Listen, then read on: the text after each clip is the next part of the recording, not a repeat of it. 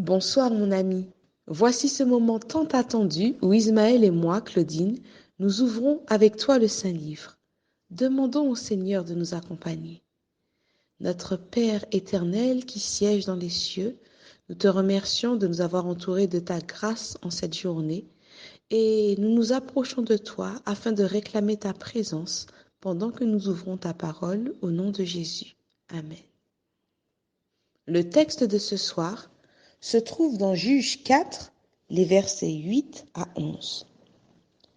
Barak lui dit, « Si tu viens avec moi, j'irai.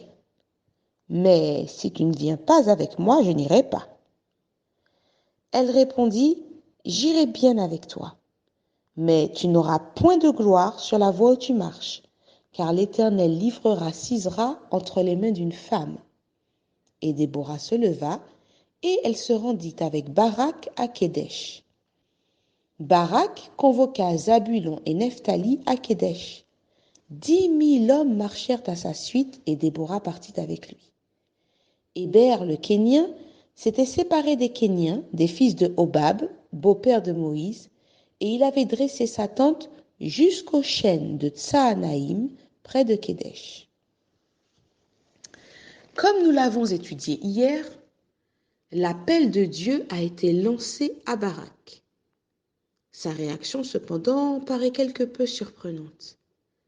Il déclare à Déborah qu'il se conformera à l'ordre de Dieu uniquement si celle-ci l'accompagne avec l'armée.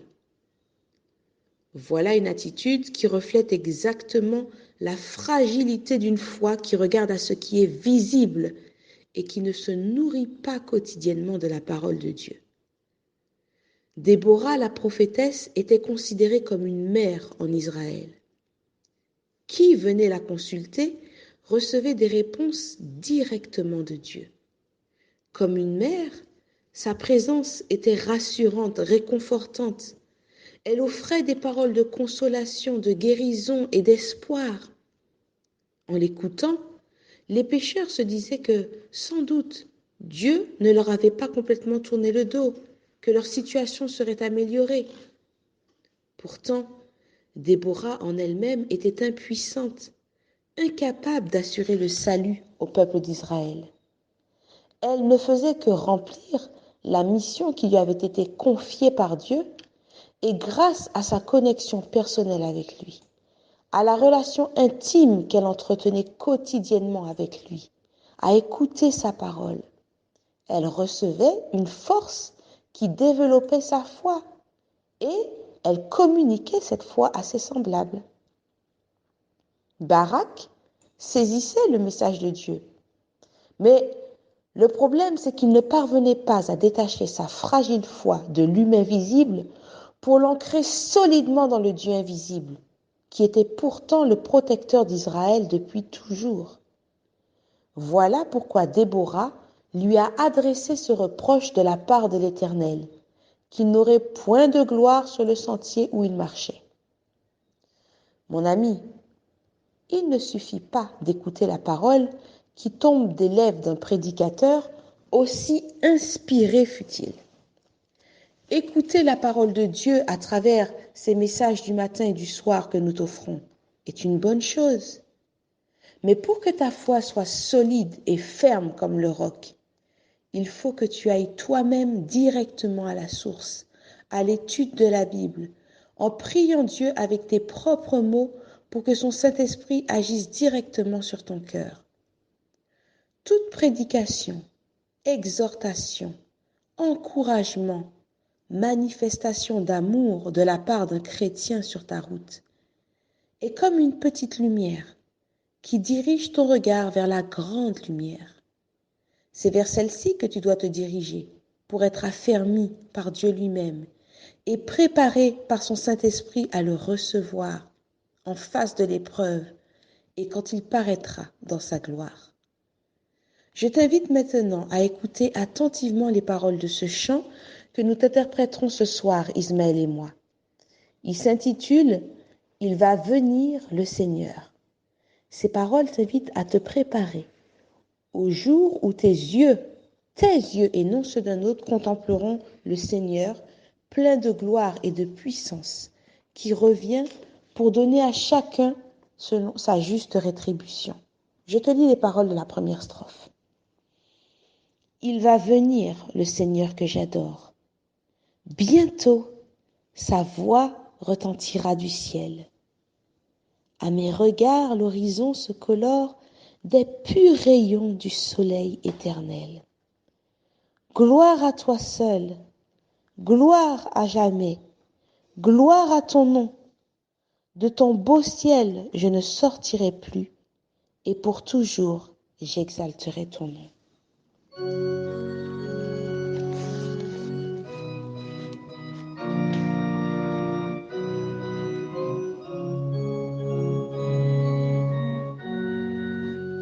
Il va venir le Seigneur que j'adore, bientôt sa voix retentira du ciel.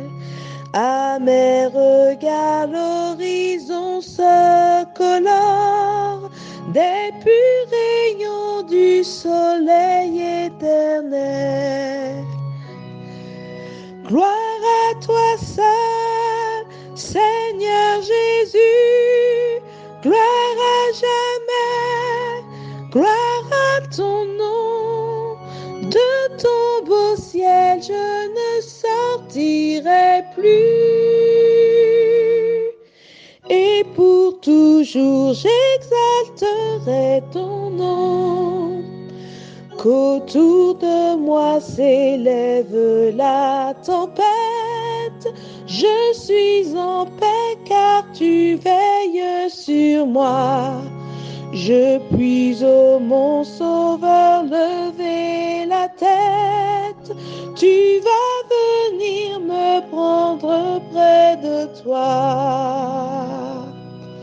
Gloire à toi seul, Seigneur Jésus, gloire à jamais, gloire à ton nom.